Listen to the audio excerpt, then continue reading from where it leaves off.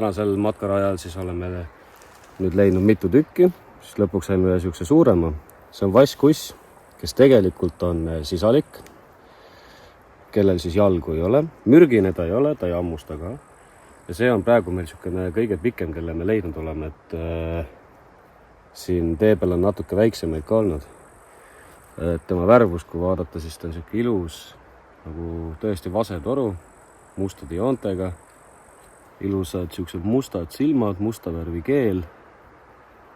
Ja öeldakse, et maru harva näete neid, aga tänase raja peal asukohta ma ei ütle, kus me oleme, sest mine tea, väga paljud on siuksed kiusajad hoopis.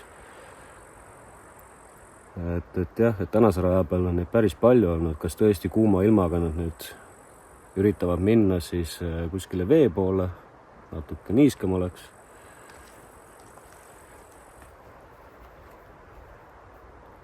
Mõõtu nagu palju ei ole, siuke umbes, mis ta olla võib meil, 25 sentimeetrit. Hästi rahulik elukas. Laseme tal nüüd rahulikul minna, tema on oma teel, me oleme oma teel. Ja nii ma panen su siia viludesse.